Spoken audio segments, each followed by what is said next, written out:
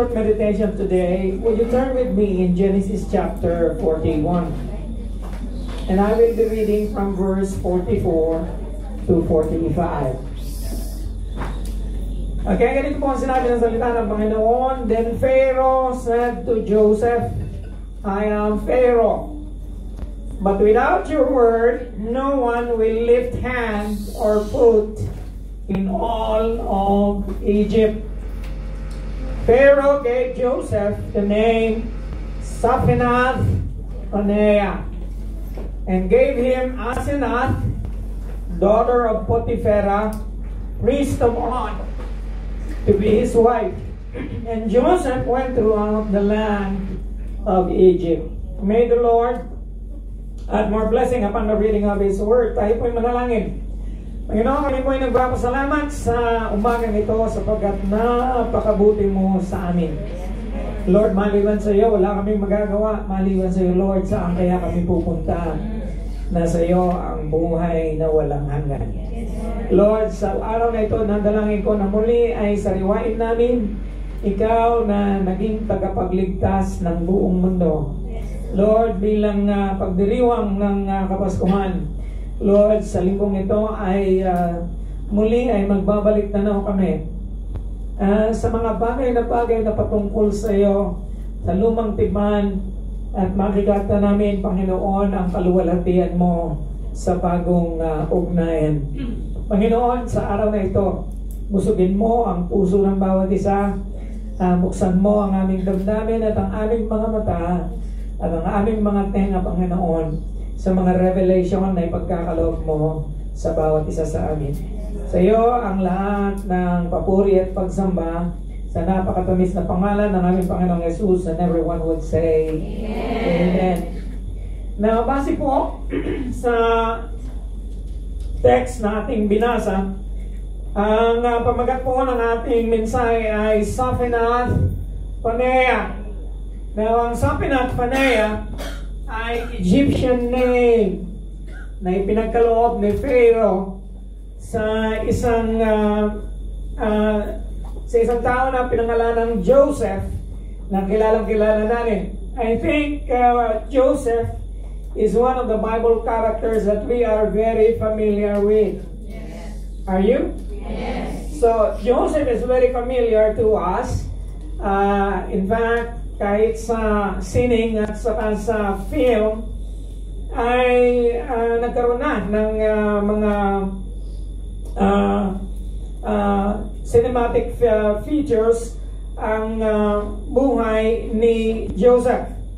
And we remember him as the man with a coat of many colors. And we remember him to be one that was being sold into slavery in Egypt and rose to become a governor of it. And so, during the time na ang bahaging ito ng text na ating binasa ay katatapos lamang ng managinip ni Pharaoh. At sabi niya sa kanyang managinip, nakita ko na mayroong 7 baka na umahon sa isang ilog sa Nile River. And kasabay noon ay mayroon ding umahon na 7 baka. Yung unang baka ang tataba nila at yung pangalawang 7 baka ay ang papayat nila.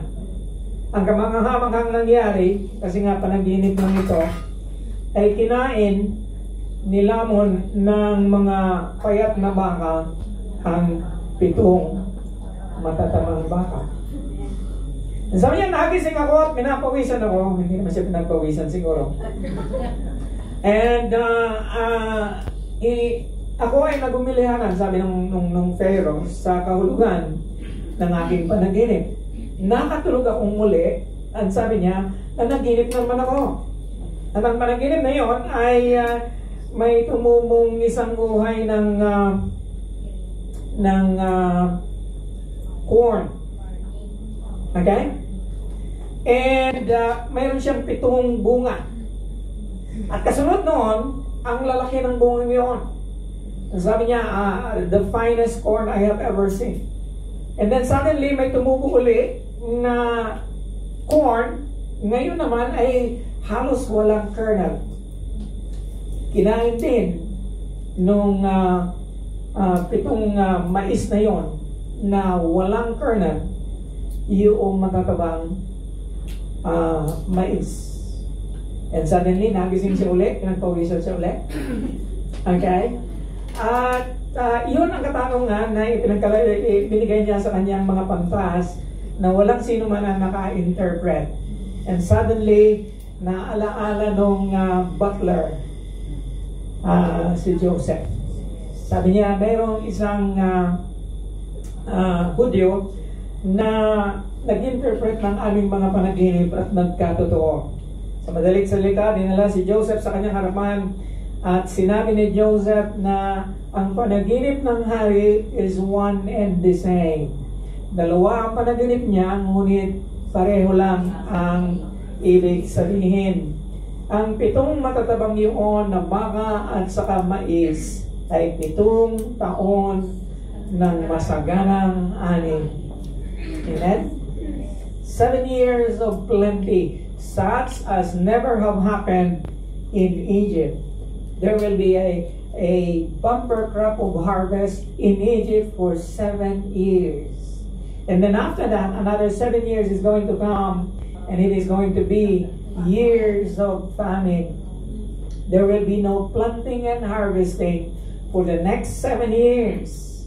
And sabi ni Joseph sa kanya, the Lord gave you these 2 dreams because it is going to happen.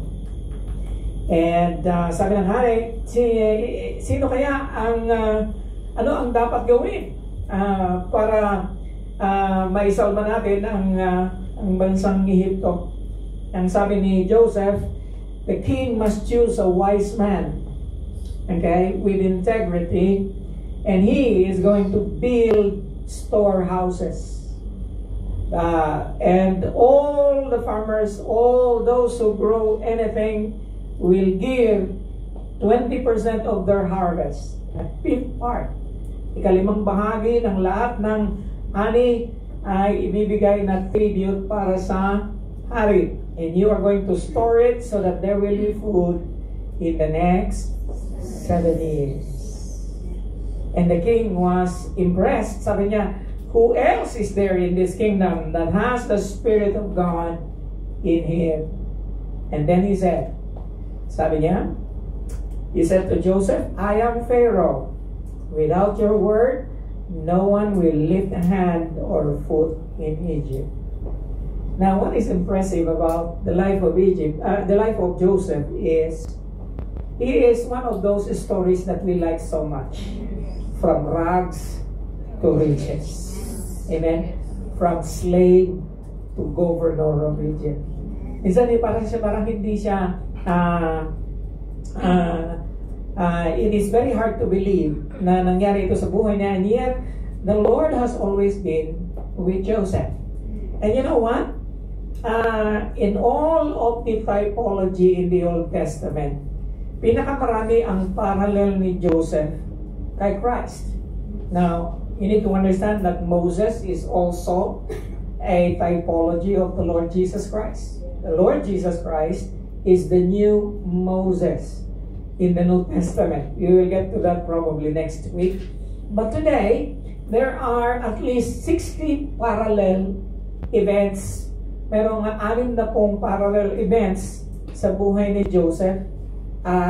Ganon din ka sa ating kung ihahambing mo siya sa ating Panginoong Heso Kristo.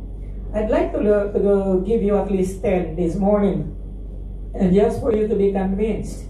Now, number 1, Joseph was the beloved son of Jacob.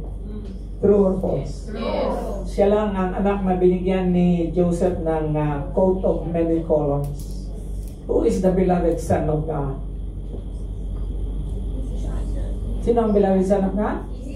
So, beloved son ni Jacob, beloved son ng Diyos Ama. Nasa kanya ang divine favor. And that is the first parallel of Joseph to Christ. Secondly, rejection by his brothers. Okay? Joseph was rejected by his brothers because of jealousy. Now, he came into his own, and his own received him not. Who was that? Jesus. The Lord Jesus Christ. He was rejected by the very institution that should have known na darating ang Messias.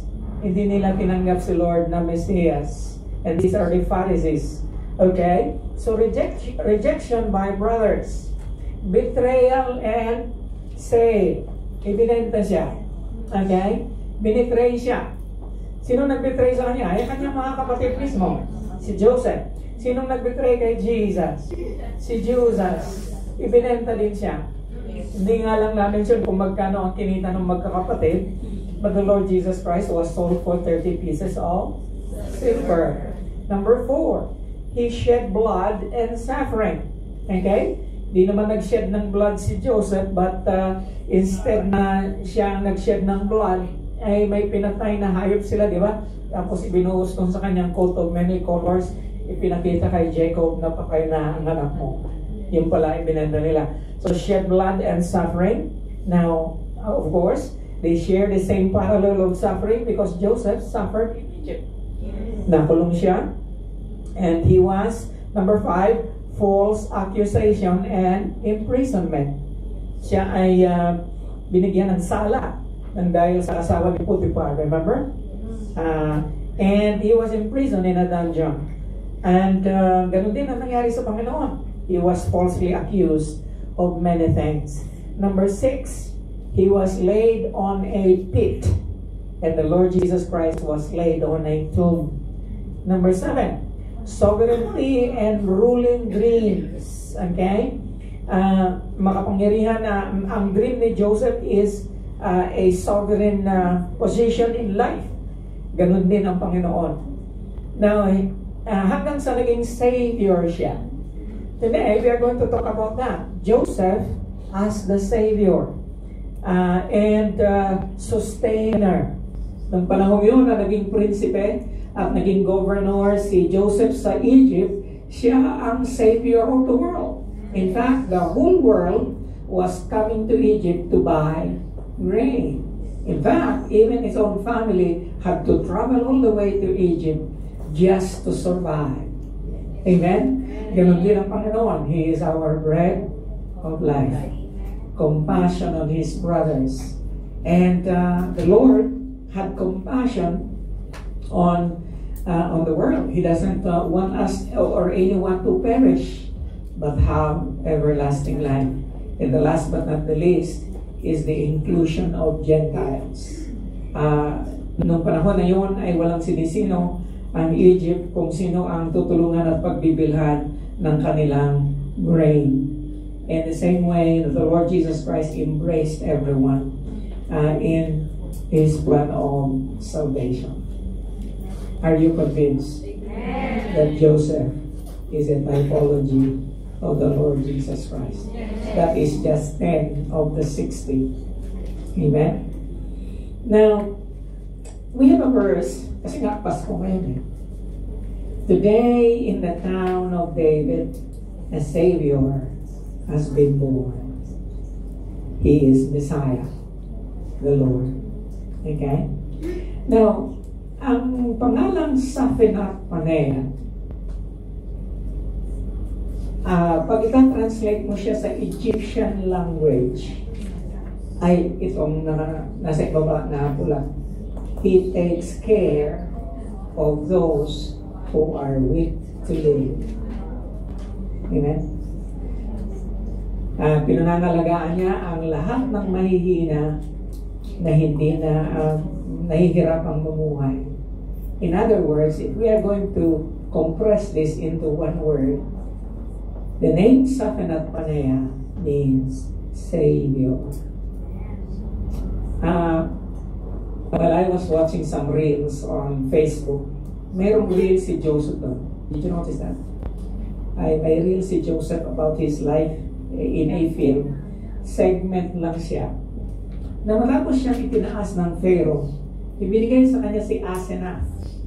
Asenath is the daughter of the priest of On. Okay? And nung nung naging mag-asawa na sila, tinanong ni Joseph si Asenath, what is the meaning of my name? I don't quite understand. Sapena Paneya. Alam mo kung ano sagot ni Asenath? Doon sa film, wala naman ito sa Bible. Your name is Savior. Amen? Now, there are 4 things I want to share with you about this Savior na akmang-akma sa buhay ng ating Panginoon at akmang-akma para sa iyo at saka sa akin sa panibagong taon na ating kinakaharap. Okay? And so there are 4 things I want to share with you today about Sapena Paneya. Kayo na nangangarap ang mga anak, huwag niyo pa pangalanan ganito. Okay? Hindi siya magandang pangalan sa ating panahon ngayon. Okay? Hallelujah. Praise the Lord. And so, una-una sa lahat, si Sapena Paneya, let's talk about his elevation. Siya ay itinaas. He is exalted. Then Pharaoh said to Joseph, you shall be in charge of my palace. Wow. Can you imagine? Tinawag ka, nung araw na yun ay ipinatawag ka, galing ka sa isang dungeon. Alam niyo kung ano yung dungeon? Kulungan sa ilalim ng lupa. Okay, you shall be in charge of my palace, and all my people are to submit to your orders. Okay? Now, ang presidente dito sa Egypt, ang presidente dito maging sa ngayon. Okay? Para bang napaka-imposibleng mangyari. You shall be in charge of my palace, and all my people are to submit to your orders. Only with respect to the throne will I be greater than you. Sa trono lang ako mataas kaysa sa iyo. I hereby put you in charge of the whole land of Egypt. And Pharaoh took his signet ring from his finger and put it on Joseph's finger. He dressed him in robes of fine linen and put a gold chain around his neck. He had him ride in a chariot as his second in command, and people shouted before him, make way! Thus he put him in charge of the whole land of Egypt. Wow. Dalawang beses po sinabi, he put him in charge of the whole land of Egypt. Now, in Ephesians chapter 1, verse 22 to 23, I know of someone much, much, much greater than Joseph, and much, much greater privilege and authority and sovereignty that is being placed on him. And his name is Jesus. Sabi po dyan sa Ephesians 22 to 23, and God placed all things under his feet. Amen? Lahat daw ng bagay inilagay sa kanyang paanan, and he was appointed him to be head over everything. Hallelujah. Si Joseph, all of Egypt lang. Si Lord, everything. He is in charge of everything, all creation, the whole of the universe. Wow! And He is your brother. He is your Savior. He was appointed to be head over everything for who? Para kanino? For the church. Who is the church? Hallelujah. Pakitaas nga ng kamay kung sino ang church. Yes. You are the church. You are His body. The fullness of Himself fulfills everything in every way. Na siyang pumupuno sa lahat ng bagay, sa lahat ng kaparaanan. Now, many times, because of these lofty things that we are being told about, parang nawawala ang relevance niya sa atin. Madali nating makalimutan. In fact, the very title of a Savior seems to have lost its meaning to a new believer today. Sino nga ba ang Savior na yan? Okay? And ano ang relevance ng elevation ng ni Joseph nung panahon niya at ni Lord sa ating panahon ngayon? Well, unang-una sa lahat, it is the exaltation of Joseph was relevant because it is a vindication of his innocence. Okay? Binindicate ni Lord si Joseph. Napakalaking kahihiyan, sama ng loob. Okay? Naranasan mo na bang binitray ka ng isang tao? Minsan ang betrayal sa'yo, 1,000 lang, hindi ka binayaran. Sama na ng loob mo. You understand? Yung pa kayang ibenta ka, yung pa kayang itakwil ka ng lahat ng kapatid mo, hindi lang isa, 10 sila. Amen? Wala pa si Benjamin noon. Okay? And yet you will notice here na Joseph, out of all those mystery, in fact, sa kalap niya na-realize yung katotohanan ng lahat nung magkita-kita na silang magkakapatid. Remember? Yes. Ano sabi niya sa kanya, mga kapatid? Ngayon, naintindihan mo na, nangyari ang nangyari sa akin to save the lives of many. Amen? Ginawa ako ni Lord na Savior para sa inyo. Okay? To preserve our family. Naging advance party lang ako. And the Lord made me suffer through the household of Potiphar. Although si Potiphar, ginawa siyang mayordomo ng bahay ni Potiphar, yung asawa naman niya ang naging dahilan upang siya ay makulong. Alam nyo, maraming bagay na nangyayari sa ating buhay ngayon na para bang saliwa sa mga pangako ng Diyos. Yes. True or false? True. Para bang maraming nangyayari sa atin na lagi mo sinasabi na I do not deserve this. Parang si Job ka. Kung kailan nasa excitement ka ng paglilingkod sa Panginoon, kung kailan nakikita mo ang sarili mo na nagtatapat sa Kanya, and suddenly these things are coming on your way. Amen. Alam niyo, walang bagay na nangyayari sa buhay mo ngayon at saka sa akin na walang pakialam ng Diyos. Amen. Amen? Amen. Kaya siguro magandang gawin nating dahilan ito. May ginagawa ang Panginoon kaya nangyayari ito sa aking buhay. Amen? So it is a vindication. The relevance of that exaltation is vindication. In the same way that the Lord Jesus Christ was vindicated when He rose from the dead. Alam niyo, nung bumangon ang Panginoon galing sa mga patay, dito nangyari itong Ephesians 1:22 to 23. Amen? Amen. Bakit?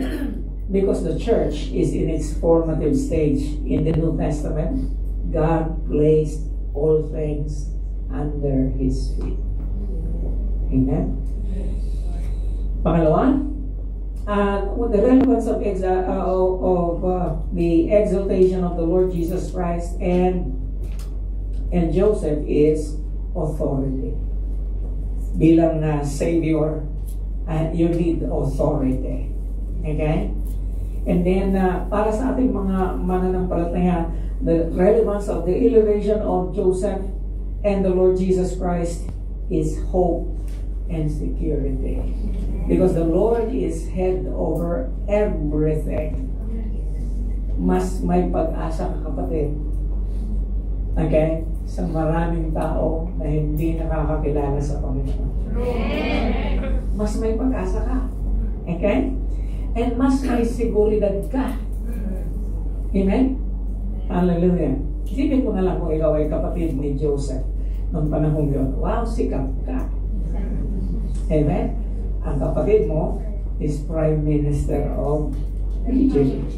And so, the elevation of the Lord Jesus Christ is our hope and our security. And the last but not the least, it is our salvation. Amen? Amen? Hallelujah. Gusto ko sinabi ni Dieter German yata ito, hindi ko siya kilala eh. Sabi niya, we have a champion. Meron tayong champion, a Savior who walked through the valley of the shadow of death on our behalf. And think about it. We are supposed to be the one that is going to hang on the cross of Calvary. Dapat tayo ang ipinapako sa cross eh. Bawat isa sa atin. And yet, as Savior of the world, He is a champion. And He walked the valley of the shadow of death on our behalf. It should have been you and me. And that is the very reason that Philippians 2:10-11 is written, at the name of Jesus, every knee will bow on heaven and on earth and under the earth.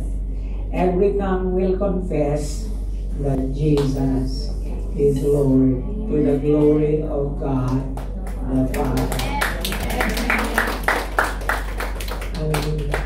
You remember the dream of Joseph? Sabi niya, nanaginip ako eh. Lahat ng bigkis ng inani ay yumuko sa akin.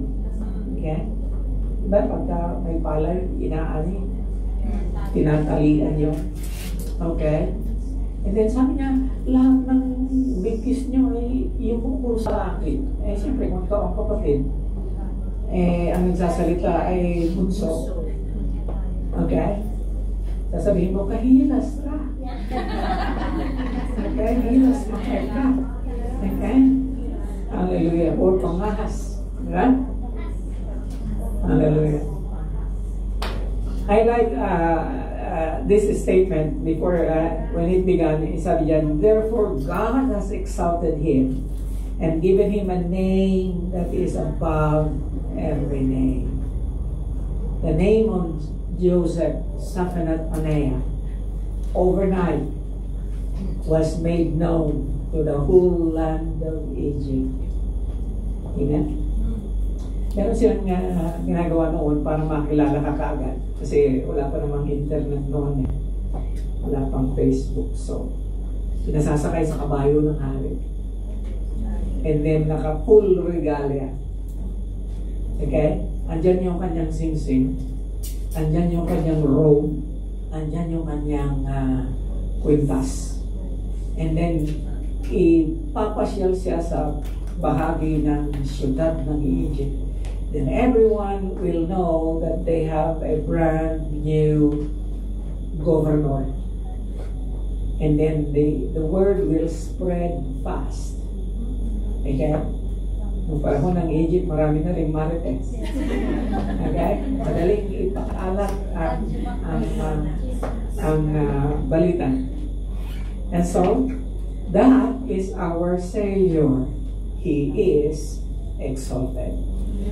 Amen? Now, let me tell you this. Okay? Even demons tremble when they hear the name of Jesus. Hallelujah. Well, even demons tremble. You ought to be proud. You ought to be beaming with pride to know that Jesus is your Savior. Amen. This brings us to the second. Again, His provision. When all of Egypt began to feel the famine, the people cried to Pharaoh for food. Then Pharaoh told all the Egyptians, go to Joseph and do what he tells you.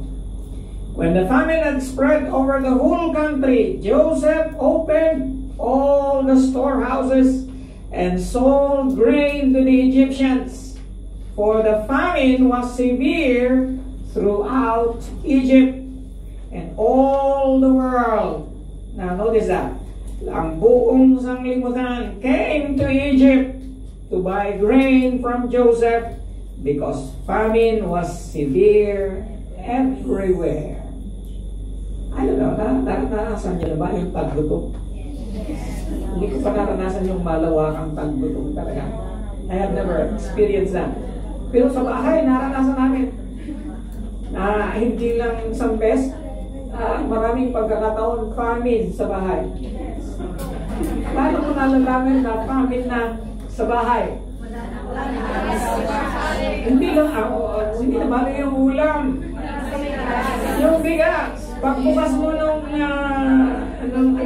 talagyan ng ice, or pagbukas mo nung sako, wala na. Kaya kinapa mo pa. Sumayad na talaga. Wala na. And so, hallelujah. Ganun ang nangyayari sa Egypt. And so they went to Pharaoh. Now Pharaoh has already given authority to Joseph. And so he said, go to Joseph. When we pray, we don't go directly to God. We go to the Lord Jesus Christ. He is the Savior. Amen? Hallelujah. And so,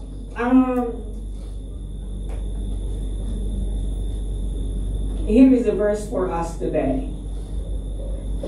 See, Joseph was the Savior during the time of Egypt, his sojourn in Egypt.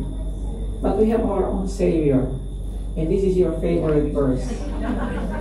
For God so loved the world that He gave us a brand new Joseph. That He gave us Sabenat Panea. And whoever believes in Him shall not perish, but have eternal life. Now, let me give you the spiritual image of this one. Today, we are having some kind of a famine.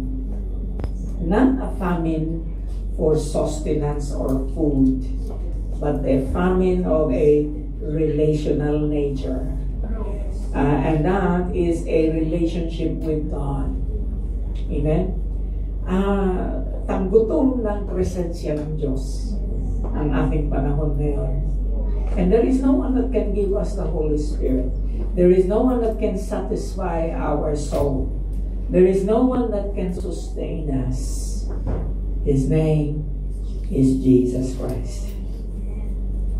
Now, salvation is an act of God. It is initiated by God. And it is wrought or made plain or made plain by God and sustained by God. Hallelujah. There is never a part in us. Kaya nga, we are not saved by works. We are saved by grace. Through faith. Tayo ay iniligtas ng dahil sa biyaya ng Diyos at sa pamamagitan ng pananampalataya. Merong isang preacher sa America. He was preaching, his name is Dr. Stearns. And he was preaching in Philadelphia. And after the church service, he was approached by one church member, maybe an official of the church, and said, I don't like the way you spoke about the cross. Because he was preaching about the cross. And wala pa naman nag-approve sa akin ng ganito. Kaya lang, di ko alam kung ano magiging reaction ko pag somebody would approach me and say, I don't like the way you spoke about the cross. Sabi niya, instead of emphasizing the death of Christ, it would be far better to preach Jesus as an example.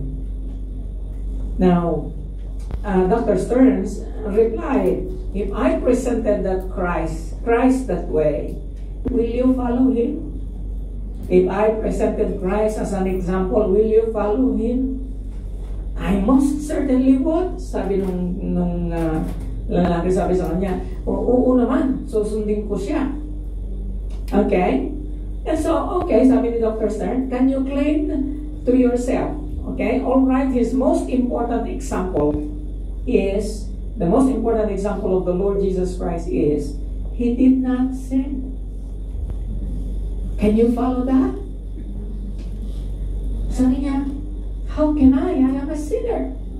Exactly, sabi niya. And that is the reason why you do not need an example. You need a Savior. Amen. Amen. Diba, lagi ko yung sinachallenge. Sino dito hindi na nagkakasala, pwede na umuwi? Hindi eh, nagkakasala pa rin tayo lahat, diba? Kaya na, we need a Savior. Hallelujah. And wherever the Savior is, that is the place we need to go. Sana nga magkaroon ng famine na lahat tayo sa direksyon na pupuntahan natin kung nasaan yung pagkain. Amen? Sana nga magkaroon tayo ng famine so that we will long for the nourishment of the Word. There is a famine going on in the Philippines right now. Yes. And it is a famine of righteousness. It seems that nobody is right anymore in our land. Siguro hindi lang sa ating bansa, sa buong mundo, ang tama nagiging mali, ang mali nagiging tama.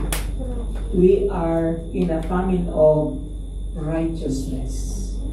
We are even in a famine of the fear of God and everything that is godly. I pray na sana maintindihan natin na the only source of food, the only source of righteousness, the only source of anything that will answer to our the famine that is going around us is the Savior. His name is Sahana Panaya. He is the Savior. Now, this is how God showed His love among us. He sent His one and only Son into the world that we might live through Him. One of the surest things that would have happened to Egypt if there is no Joseph, they could have been wiped out in the map. Kaya siguro walang Egypt ngayon kung wala si Joseph. And yet, tingnan nyo nangyari sa kanya. Nung nagpalit na ng Pharaoh, nakalimutan mo nung bagong Pharaoh kung sino si Joseph. In fact, he began to persecute the Israelites in Egypt. That brings us to the third. Are you still with me? Yes. The third is, his elevation or his exaltation. And then his provision. Ngayon naman, his reconciliation. Then Joseph said to his brothers, "Come close to me." When they had done so, sabi niya, "I am your brother Joseph, the one you sold into Egypt. And now do not be distressed. Do not be angry with yourselves for selling me here, because it was to save lives that God sent me ahead of you. For 2 years now, there has been famine in the land, and for the next 5 years, there will be no plowing and reaping. But God sent me ahead of you to preserve for you a remnant on the earth, and to save your lives by a great deliverance." At this point in time, ito na yung reconciliation ni Joseph sa kanyang mga kapatid. But before that happened, di ba? Pinahirapan muna ni Joseph ang kanyang mga kapatid. Di ba? Unang pagkikita nila, nagulat si Joseph, kilala niya ang kanyang mga kapatid. Yung mga kapatid, hindi siya kilala. Amen? Siguro nagbago na ang features nila, pero bakit si Joseph kilala niya yung kanyang mga kapatid?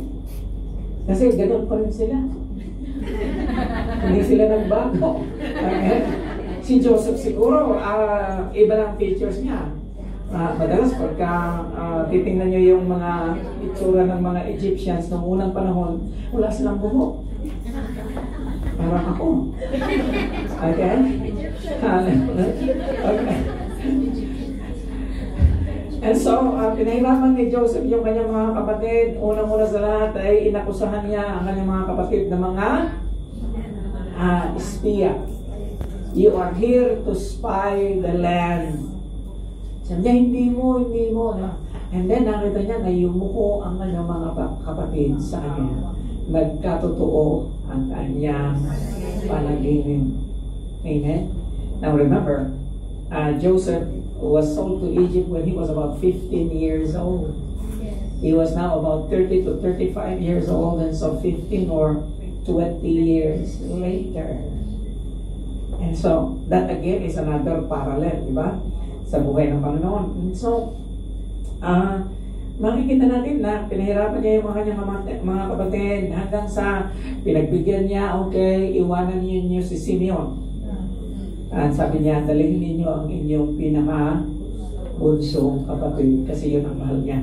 Kasi yun ang tunay niyang kapatid kay Rachel. Right? And so, iniwan nila si Simeon nung nasa kalagitnaan na sila, natagpuan nila na yung kanilang silver coin na pambayad doon sa kanilang grave ay naandoon sa loob ng kanilang mga sako. And so, nagumilahan na sila, patapos na tayo. Mapagkakamalan tayo magnanakaw o hindi nagbayad. Hallelujah. Hanggang sa nakarating sila doon sa Canaan. And then, pagkaraan ng ilang panahon, wala na namang bigas. Yan ang problema sa bigas. Okay? Nauubos Nauubos.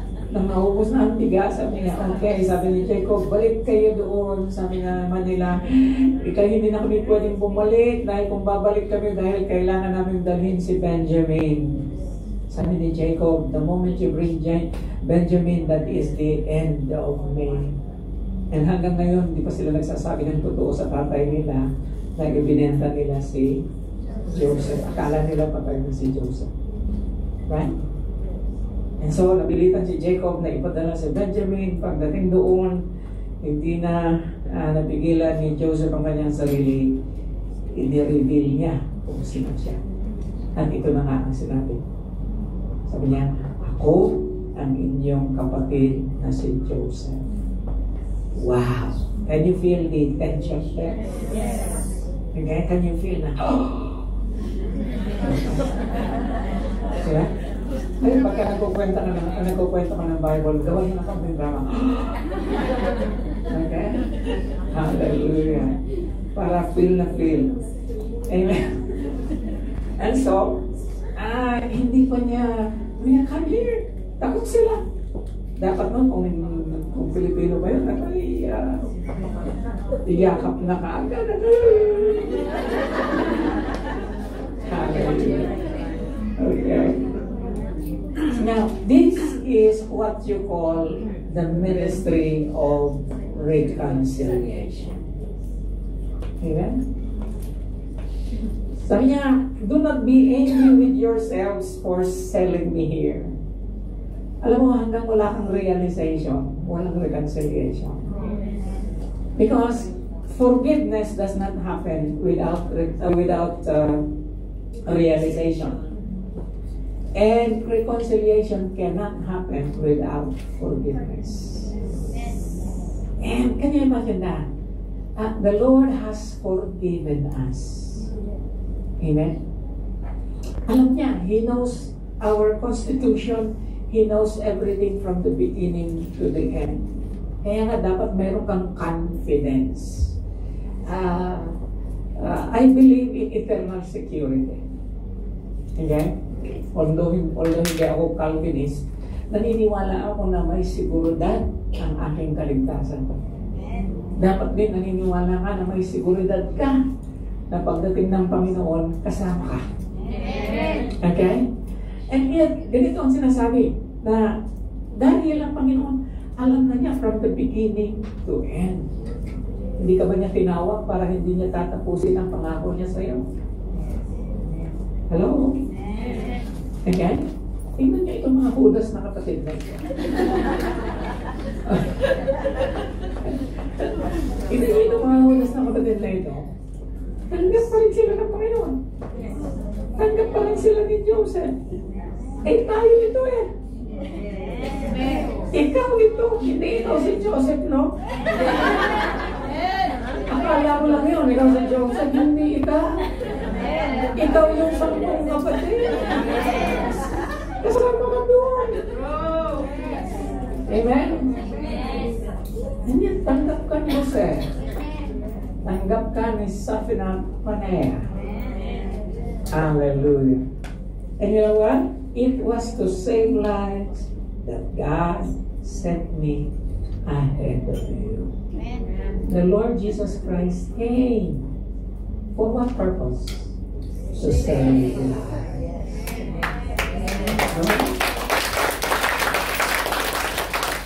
Alala niyo yung sabi ng anghel, and you are going to name him Jesus. Why? Because he is going to be the Savior. Jesus means Savior. Safina Panea means Savior. Same thing. Now, in 2 Corinthians chapter 5, verse 19, here is a wonderful word. God was reconciling the world to himself. Now, let's pause for a moment. What does that mean? Anong ibig sabihin ng world dito? The world here is not the world where we are living. The world here is you and me and all the people of the world. Okay? God was reconciling the world to himself in Christ, not counting people's sin against them, and he has committed to us the message of reconciliation. Kaya na, kapatid, hindi bagay sa iyo na may kaaway ka eh. Okay? Hindi bagay sa iyo. Okay? I think you need to be reconciled with anybody that is that has sinned against you. You just need to forgive. Okay? Now, hindi ibig sabihin, pag-reconcile na kayo, magsasama kayo ulit.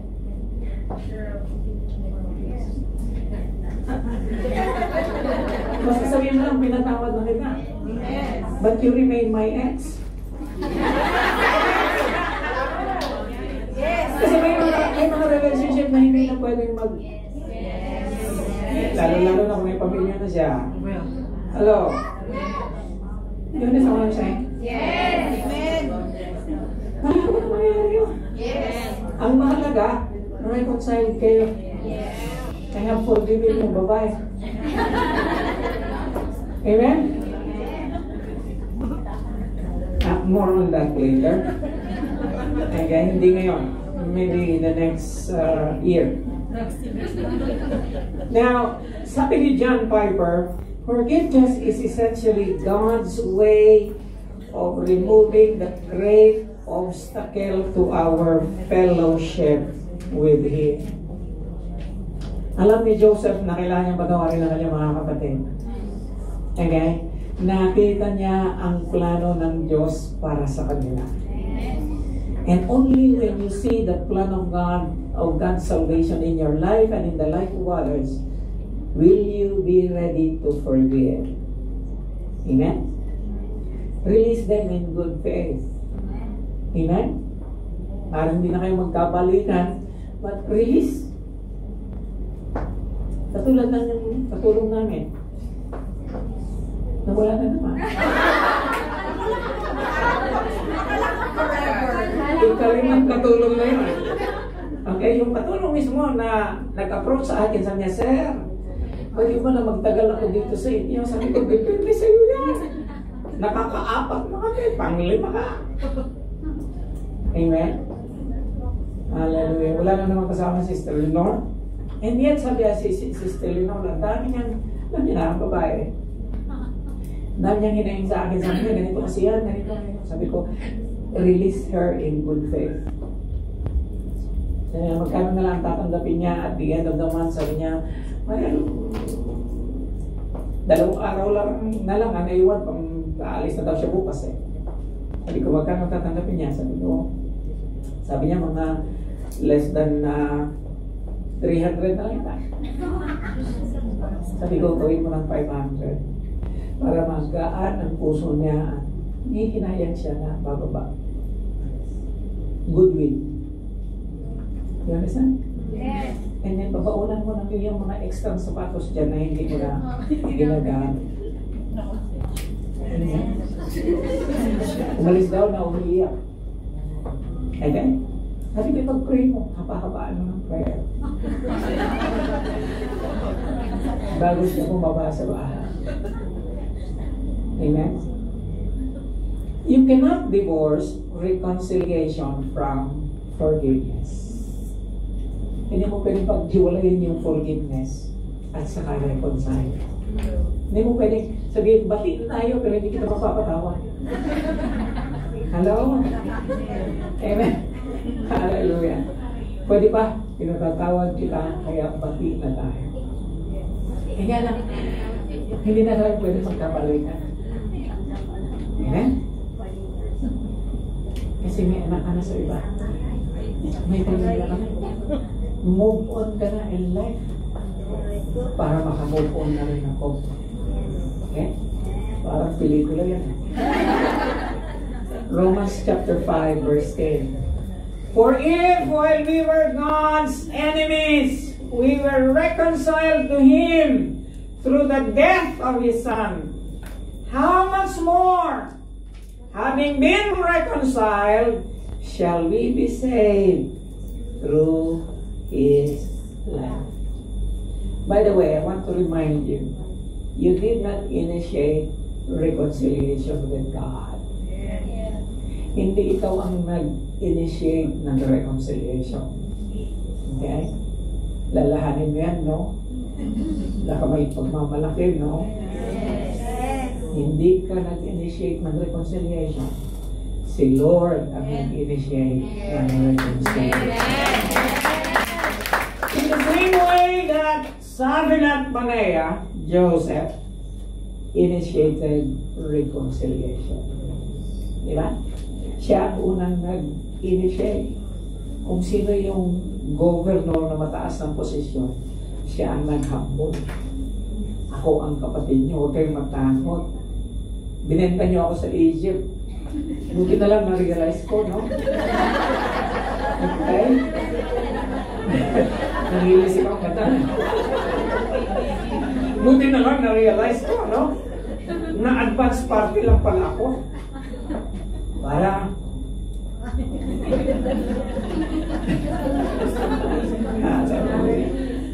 now here, it says here, while we were God's enemies, we were already reconciled to Him because of what He did on the cross.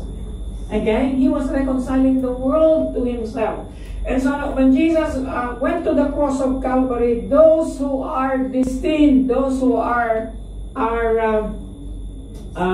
chosen and elected by God are already reconciled to Him, even at that point they were still His enemies.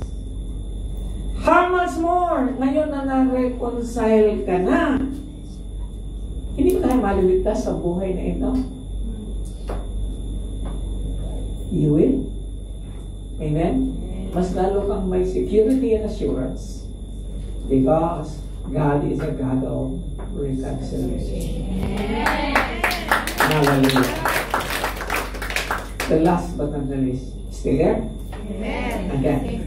The last but not the least, ano nga yung ulit? His exaltation or elevation, His provision, His reconciliation, ngayon naman, His intercession. Ito na nga, nagkita na sila ni Jacob. Okay? Pagbalik ulit ng mga kapatid niya, hindi nila alam kung paano sasabihin kay Jacob eh. Kanya lang, kailangan nilang sabihin, buhay pa si Jose! Buhay pa! Okay? Hallelujah. Ang hirap niya patayin.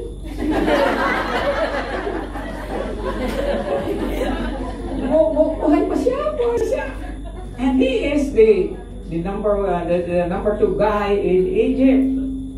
Hindi makapaniwala si Jacob.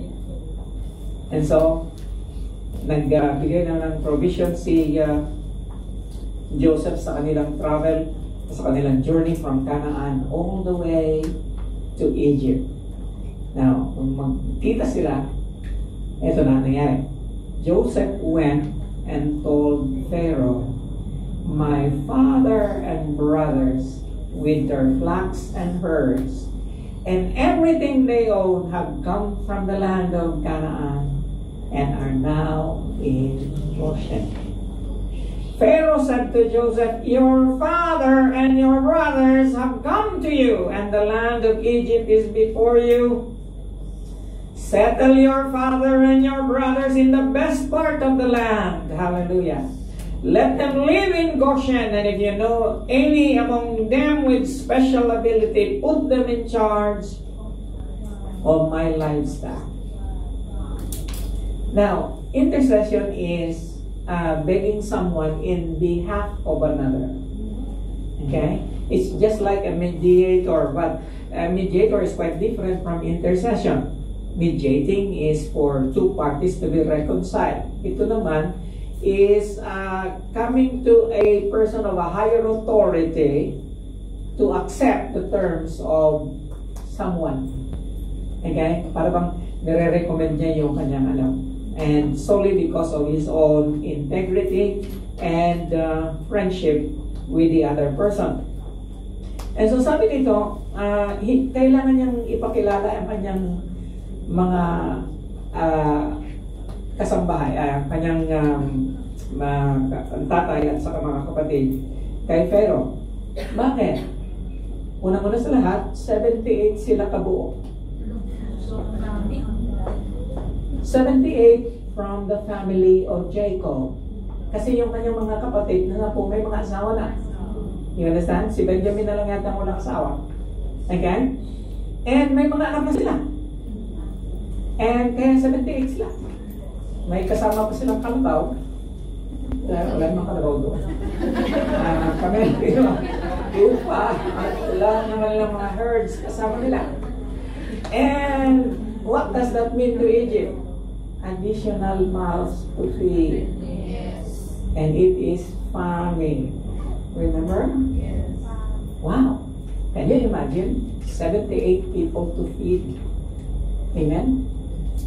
And so, nung makarating sila doon, dinala niya sa palasyo.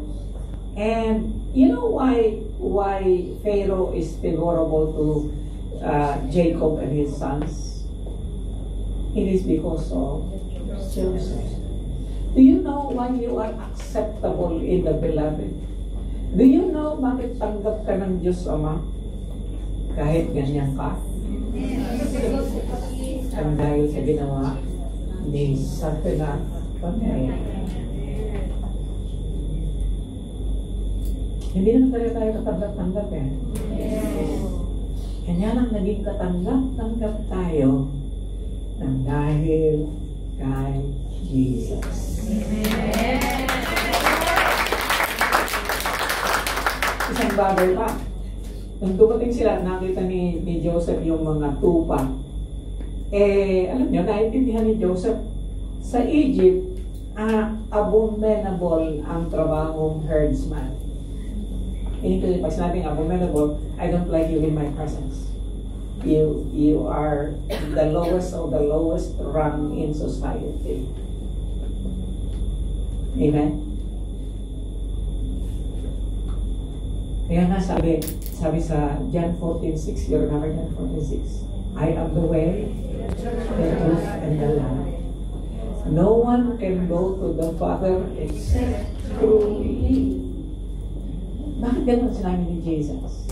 Kasi nga hindi tayo katanggap-tanggap sa katas-tasan. We need to be represented by someone who is spotless. We need to be represented by someone who paid the price for us. We need to be represented by a Savior. And His name is Jesus Christ. Now, that is intercession. Hindi lang si Lord intercession the moment you were born again. No. He is intercession now until He comes back. Until you made it to heaven, He is your intercessor. Again, saan natin makikita yan? Romans 8:34. Who then is the one who condemns? Kaya araw-araw tayo kinukondemn ni Satanas. Okay? Araw-araw tayong kinukondemn sa langit. No one can condemn us. Christ Jesus, who died, more than that, was raised to life, is at the right hand of God, and is also interceding for us. Now, picture this in heaven. God the Father on His throne, and on His right hand is God the Son, interceding for us. Amen.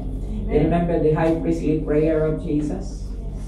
He is interceding for us, even for future believers. Now, there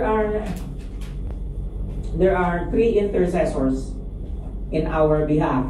Number one, Jesus Christ carries on intercession for us in heaven. The Holy Ghost carries on intercession in us on earth. Yeah, to be a Christian is very privileged. I want you to understand that na napaka-privilege mo na anak ng Diyos. Bakit? Somebody is interceding in your behalf in heaven, and His name is Jesus. Somebody is interceding in your behalf right here on earth, and that is the Holy Spirit. And somebody is interceding for you, a person, and for all men. Kaya mahalaga na nagpipray tayo sa bawat isa. We are interceding in behalf of another. That is the reason why prayer is so powerful. Because God even prays. Jesus is praying for you. The Holy Spirit is praying through you. Amen? Can you see the dimension of prayer in your life? Prayer is intercession. Okay? Intercession, especially if it is done in behalf of another. Okay? Now, if it is done in behalf of you, then that is prayer, personal prayer. But when you pray, this prayer is directed for the benefit of someone. That is intercession. And God is praying in heaven for the benefit of you. The Holy Spirit is praying through you for the benefit of you. Other people are praying for you, for your own benefit. Hallelujah.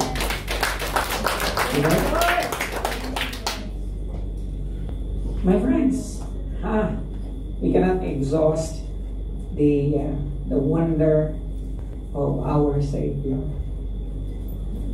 Napaka kamangha-mangha ang ating tagapagligtas. I want to mention this last slide. He who searches our hearts knows the mind of the Spirit, because the Spirit intercedes for God's people in accordance with the will of God. Now look at this verse. Siya raw na nagsisearch ng ating mga puso, and that is God. Nalalaman niya ang kaisipan ng Espiritu, and that is the Holy Spirit. Because the Spirit intercedes for God's people in accordance with the will of God. So my friends, Sapenath Panea, remember that name? Say that name with me, Sapenath Panea. He is our Savior. His name is Jesus. He is Emmanuel, God with us. Savior, would you close your eyes with me? Hallelujah. Sapenath Panea, the Savior. Mga kapatid, that Savior is right here with us this morning. That Savior is no other than the Lord Jesus Christ. Let us renew our faith, our devotion, our awe and wonder to the greatest Savior. There is no other one. His name is Jesus. There is no other hope. There is no other security in this life and in the life to come. There is no other person. He is all you need. Siya ang kailangan mo. Siya ang katugunan mo. Siya ang lahat para sa iyo. At ginawa niya ang lahat ng ito para ikaw ay makapili niya, para ikaw ay kumapit sa Kanya, para ikaw ay manampalataya sa Kanya. Would you respond to that Savior this morning? Hallelujah. Shall we worship the Lord? Hallelujah. Panginoon, salamat po. Salamat sa iyo, Lord. Salamat, Panginoon. Ikaw ang aming tagapagligtas. Lord, sa panahon ng kagutuman, ikaw ang tutulungan. Lord, sa panahon, O God, Lord, ng mga trahedya, sa panahon, Panginoon, ay kasakitan. Lord, sa lahat ng panahon ng aming buhay, in the seasons of life, you are our Savior.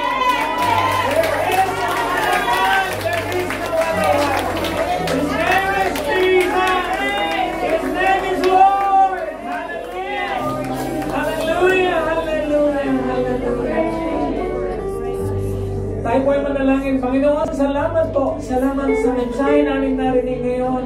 Salamat tunay nga, Panginoon, na ikaw ang makabagong soften at panaya namin, Panginoon. You are, Lord, you are forever in our lives. You are forever, Lord. Hallelujah. Wala na, Panginoon, kaming alam na tagapagligtas kundi ikaw. Ikaw noon, ngayon at magpakailanman. Nananatiling ikaw magpahanggang wakas. And Lord, sa araw na ito, sa iyo pinagkakatiwala. Sa iyo pinagkakatiwala ang aming buhay. Sa iyo pinagkakatiwala, Panginoon, ang aming kinabukasan. Lord, be glorified in our lives. Be glorified as Savior. Be glorified, Lord. Lord, nandalangin ko na sa Kapaskuhan ito, Panginoon, ay ma-refresh ang bawat isa sa amin. Na tunay nga na wala na kaming ibang tagapagligtas kundi ikaw. Sa iyo pinagkakatiwala namin ang aming mga buhay. Sa ngalan ng Ama, ng Anak, at ng Banal na Espiritu Santo, at ang lahat ay magsabi ng Amen.